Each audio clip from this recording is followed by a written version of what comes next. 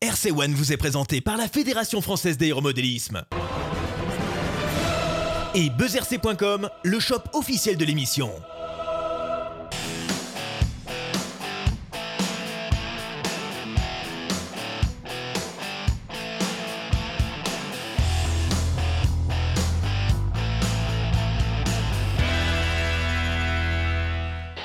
Bonjour et bienvenue pour ce nouveau numéro de RC One. Nous nous sommes rendus en Provence, à Cabannes plus exactement. C'est là que vit Francis de Rosier, un octogénaire mécanicien de génie qui a réalisé au cours de sa vie 3 répliques de moteurs multicylindres. Nous découvrirons ces petites merveilles dans un instant. Au sommaire également, l'essai du Chevy de chez Vatera, un scale 1/10. Et puis enfin, nous reviendrons sur la dernière édition de la Coupe de France Mini Z qui s'est déroulée à Lyon. Bienvenue.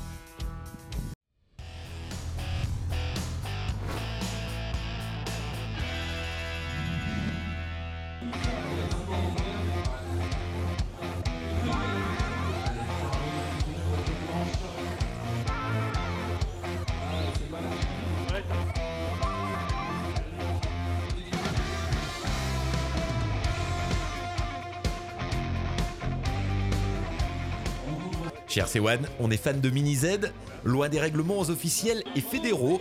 La Mini Z vit sa petite vie tranquille au travers des différents trophées organisés aux 4 coins de l'Hexagone. Cette mini voiture de compétition permet de rouler tous les hivers au chaud et son succès ne se dément pas. Tous les ans, la Coupe de France est une grande fête qui permet de réunir une centaine de pilotes pour la course, mais surtout pour l'ambiance. C'est le club de Champagne au Mont d'Or, près de Lyon, qui s'est vu confier l'organisation de l'édition 2015. En tant que membre du club Mini Z champenois, c'est Renaud Méharini qui a dessiné la piste. Un vrai régal pour les pilotes. Alors je ne sais pas s'il y a un vrai secret pour faire une si belle piste. Ce qui se passe, c'est que j'adore les jeux de bagnole. Je joue beaucoup aux jeux de course automobile, j'adore la course automobile. Et donc au fur et à mesure, voilà, moi ça m'a toujours plu de créer des pistes. Et là on avait une petite contrainte pour la Coupe de France, il fallait un circuit rapide. Mais il fallait aussi un circuit un petit peu technique. Donc ça c'était assez compliqué. On a essayé de mixer à la fois une largeur de piste imposée, des virages serrés et une portion rapide. Donc ça c'était. Mais après le secret, il n'y en a pas vraiment. Non, en fait là ce que j'avais fait, c'est que j'ai surtout regardé ce qui avait été fait auparavant sur la Coupe de France pour voir combien il y avait de portions techniques, combien il y avait de portions rapides, voir un petit peu. Après ça vient comme ça, je fais 2-3 propositions et puis on garde celui qui nous plaît le mieux. En général on essaye de toute façon avant. Les clubs rencontrent souvent des difficultés lors de la pose de la moquette. Renaud nous dévoile son secret. Nous, à Champagne, on a quand même une moquette qui est vraiment très très performante. On y a mis le prix et on voit aujourd'hui la moquette, au bout de 3 jours, elle est encore là. Le secret, c'est qu'on prend vraiment le temps de bien la poser avant, parce que c'est ça le plus important. On préfère perdre du temps pour poser la moquette et après poser la pose des baguettes et du balisage, ça se fait tout seul. Mais en gros, là, nous, on pose d'abord une bande de scotch par terre et après on vient coller du double face et on pose la moquette dessus.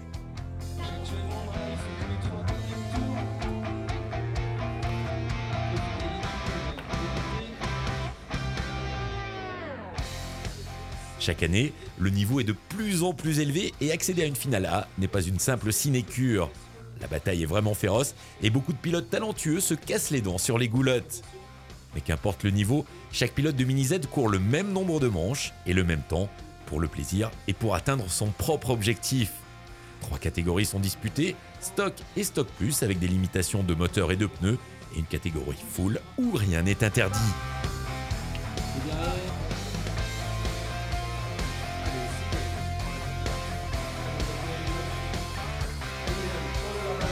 Le classement final est élaboré en fonction des 2 meilleures manches du week-end, les pilotes devant effectuer un maximum de tours en 7 minutes.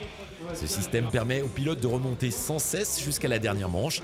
Seul petit regret, il ne permet pas d'élaborer une vraie stratégie de course, les pilotes ne s'affrontant que par chrono interposé.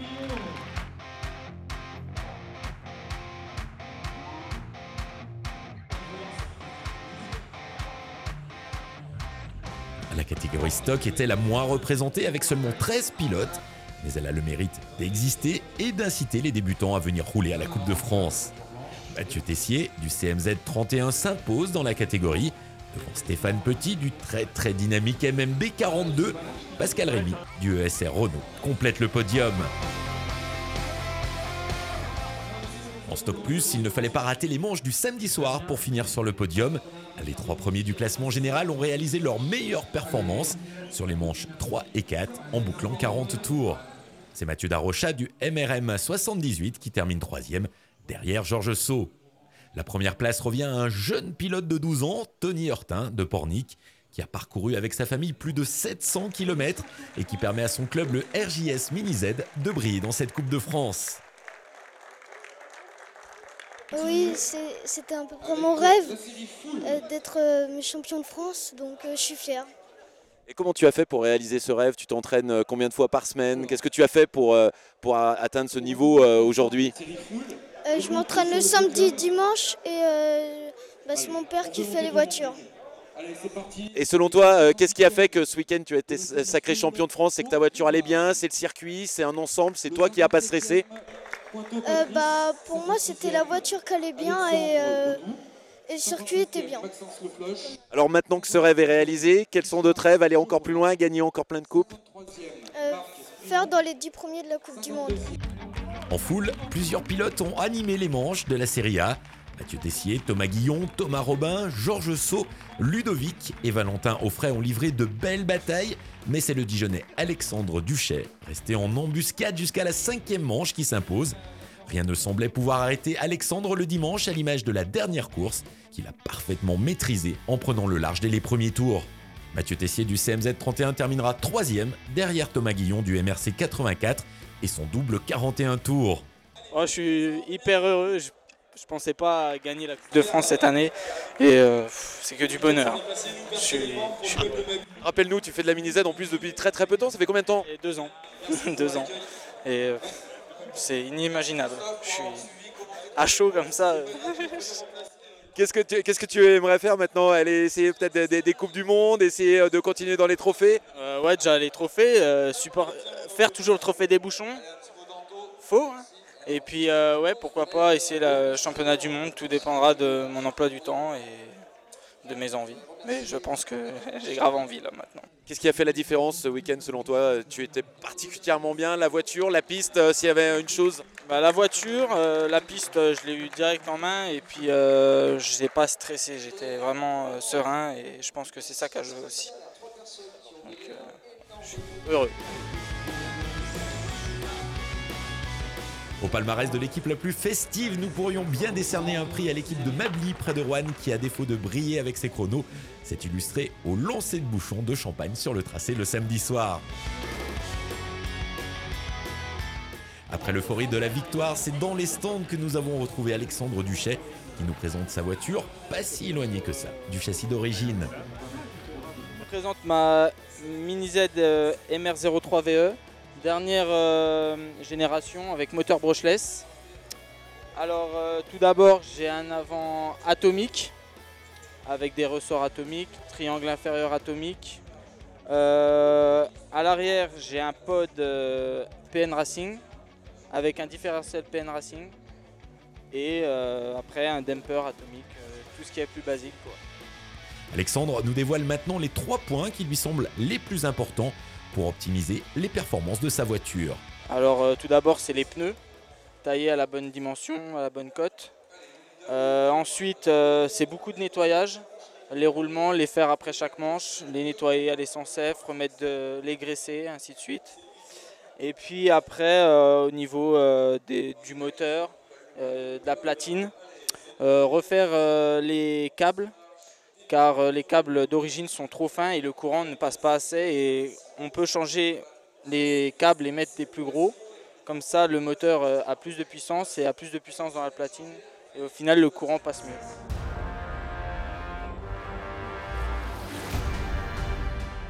Patrick, de la boutique RCPBM, était présent en tant que co-organisateur de cette Coupe de France. Sur son stand trônait le tout nouveau châssis miniature de chez X-Power, une magnifique Touring 4 roues motrices au 1/24e. Légèrement plus grande qu'une Mini Z, ce châssis est un petit bijou qui pourra bien être à l'origine d'une nouvelle catégorie l'an prochain. La X-Power IDT, c'est son nom, devrait convaincre sans difficulté les pistards des autres échelles. Nous préparons actuellement un essai et vous pourrez très prochainement découvrir cette voiture sur la piste.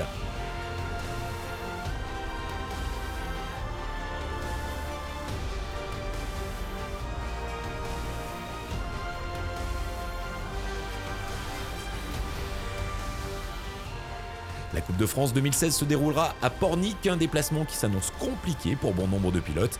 Nous sommes convaincus que le club organisateur, le RJS Mini Z, mettra le paquet pour rameuter les foules.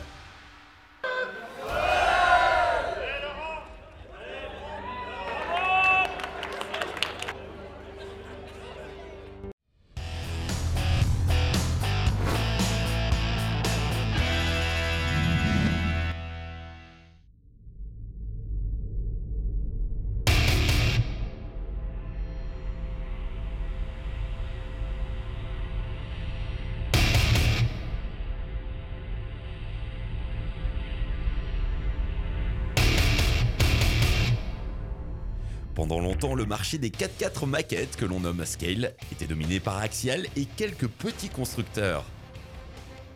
Depuis l'été dernier, Vatera propose l'Ascender, une réplique du Chevy K5 Blazer, qui est aujourd'hui en tête des ventes dans la catégorie Scale.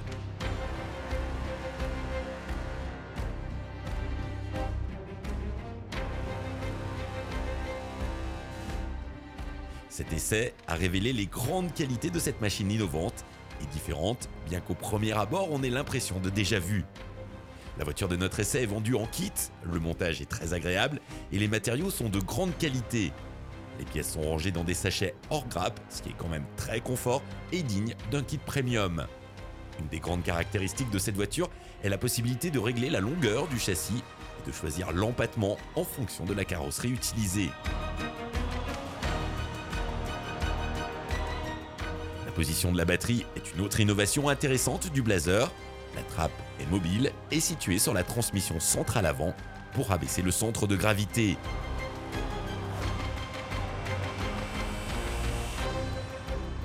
Cette solution est ingénieuse, très efficace, mais impose en contrepartie l'utilisation d'un accu court de type Shorty.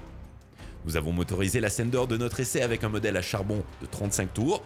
Ce moteur est un bon compromis, il permet de bien trialiser, mais au détriment de la vitesse de pointe.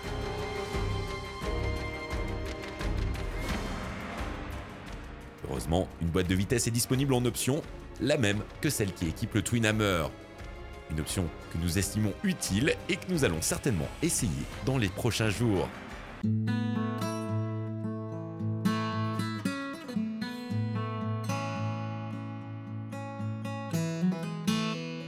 Dans les chemins, le K5 Blazer est beau et imposant. Son angle de braquage exceptionnel fait des merveilles et permet de creuser l'écart avec la concurrence.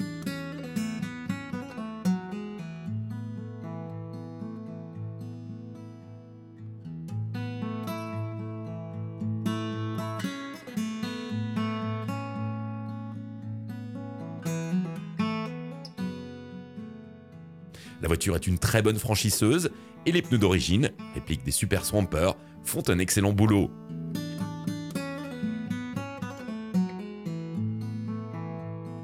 Dans la configuration de notre essai, une radio 2 voies suffit et nous avons choisi une Spectrum DX2E.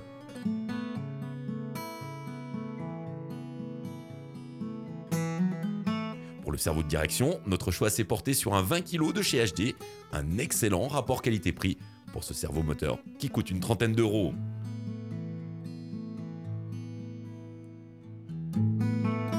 Pour ceux qui ne voudraient pas se lancer dans le montage d'un kit, une version prête à rouler du Blazer devrait être disponible dans les semaines à venir.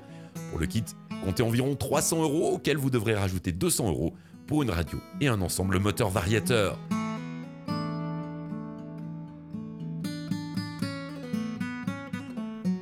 Nous avons adoré ce châssis et nous pensons que le Blazer de Vatera a tous les arguments pour tailler un costard à la concurrence.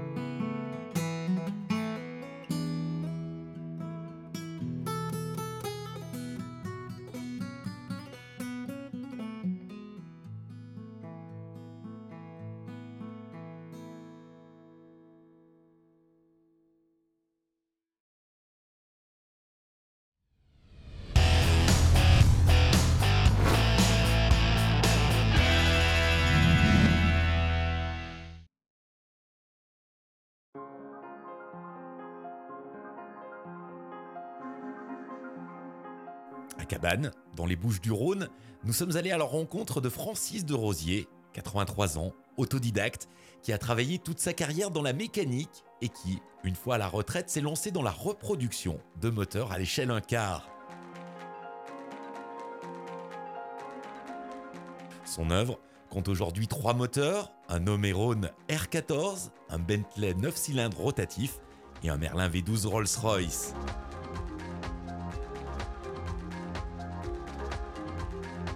Francis a dessiné les plans à la main sur sa planche à dessin et a confectionné toutes les pièces de ses machines dans son petit atelier de 10 mètres carrés. Rien ne semble effrayer ce génie, pas même la réalisation d'une micro-bougie ou d'un magnéto avec un bobinage fait main de 15 000 tours. Un accident cardiovasculaire, survenu pendant la fabrication de son 2e moteur, n'a même pas empêché Francis d'aller au bout de ses rêves. Sa détermination, son intelligence et la maîtrise de son art impressionnent et affectent ceux qui le rencontrent. Alors Francis, vous l'avez toujours connu puisque vous aviez 6 ans, je crois, quand il est arrivé dans l'entreprise familiale. Exactement, oui. Il a été toujours passionné comme ça, méticuleux, ou il a appris au fil du temps à être si magicien. Quand il était rentré comme manœuvre, puisqu'il était quand même assez jeune.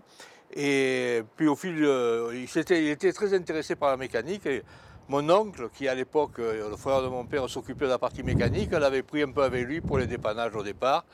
Puis il avait acheté un tour, il avait commencé à tourner un peu des pièces et c'est parti comme ça. Et ensuite, il a intégré le service d'entretien et puis il est devenu responsable de l'entretien de l'usine, de la maintenance du matériel. Et quand il s'est mis à fabriquer ces moteurs, vous n'étiez pas surpris finalement de ce génie? Non, parce que déjà, quand on était en fabrication, quand on avait l'usine qui était en route, il avait apporté énormément d'améliorations sur le matériel existant. Et quelquefois même, on était allé au-devant des constructeurs, on avait fait des modifications que les constructeurs sont venus après nous copier.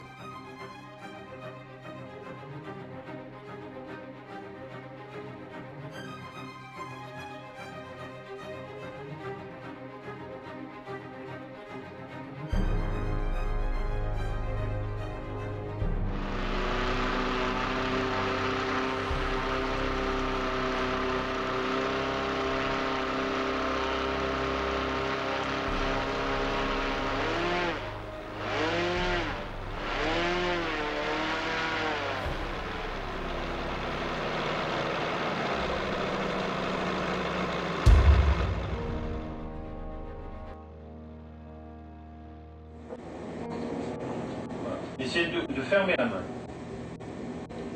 Essayez de l'ouvrir. Pliez-moi le coude encore. Alors un événement important qui vous a marqué, ému, c'est la maladie, c'est l'AVC de Francis, qui s'est battu pour revenir et pour reprendre possession pleinement de ses moyens. Ah, franchement, quand je l'ai vu après cet AVC, j'aurais jamais pensé qu'il revienne à ce niveau-là. Mais comme d'habitude, il avait une volonté de faire. Il a toujours, rien ne l'a jamais arrêté et il a recommencé à écrire comme les enfants. Je me rappelle qu'il faisait des bâtons sur un cahier pour se remémorer tout ça. Et franchement, c'est extraordinaire ce qu'il a fait.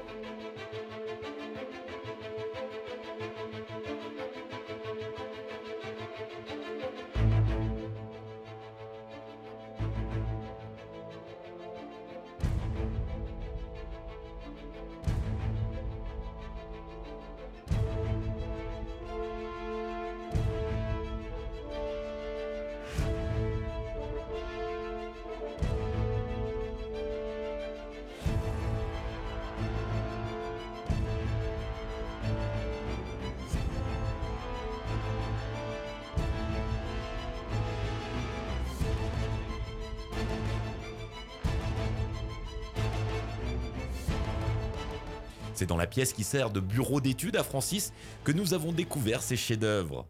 Le premier moteur, réalisé en 2 ans et demi, est une réplique du R14 de Nomerone, un motoriste français qui fut nationalisé après la Seconde Guerre mondiale pour devenir la Snecma.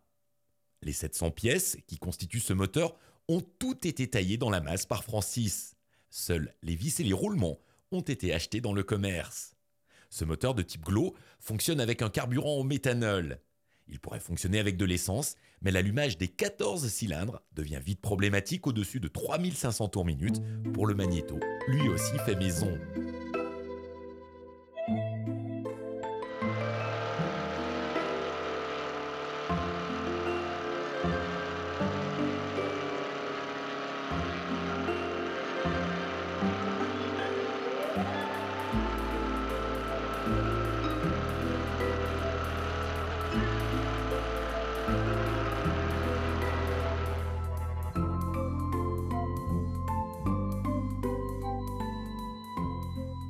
La deuxième réalisation de Francis est un moteur Bentley de 1916 avec 9 cylindres en étoile qui a été conçu à partir d'un plan avec des cotes en pouces.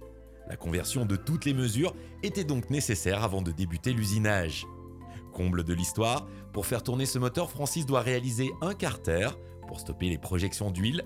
Trop facile pour notre mécanicien qui a préféré abandonner le carter et enchaîner avec la construction du moteur V12.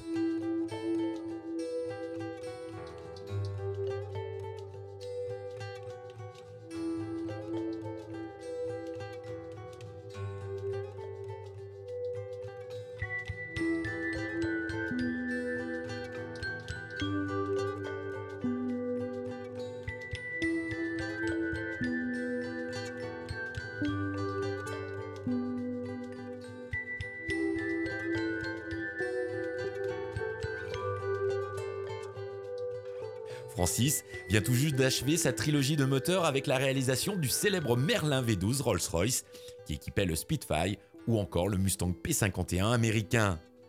Rien ne manque dans cette reproduction, compresseur, pompe à eau, pompe à huile, ce bijou devrait démarrer dans les jours à venir. Tout n'est qu'une question de météo pour Francis. Et c'est prévu pour quand alors le premier démarrage? Parce que je ne suis pas habillé pour éviter de chauffer la grippe.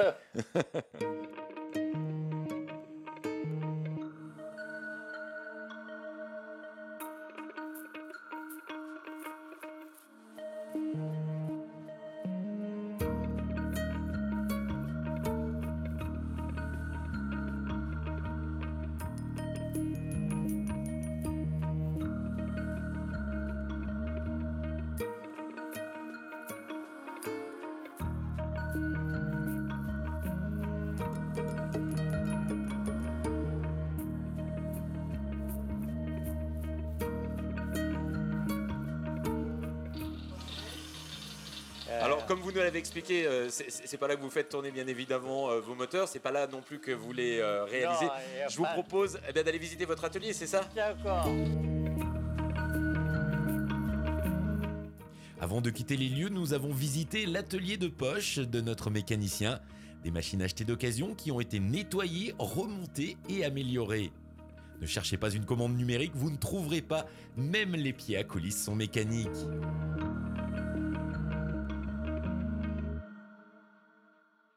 Merci à Jean-Pierre Laronce des Carburants Labema qui nous a fait connaître Francis et qui nous a permis de le rencontrer. Merci à Claude, Francis et son épouse pour cet après-midi passé en leur compagnie. Une belle leçon de vie, pleine de valeurs, celle de la passion, de l'acharnement et de l'amour du travail bien fait.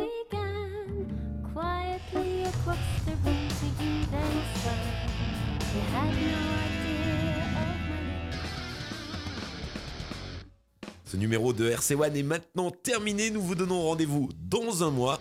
Et puis comme d'habitude, retrouvez toute notre actualité sur notre page Facebook officielle et notre site internet rc1.tv.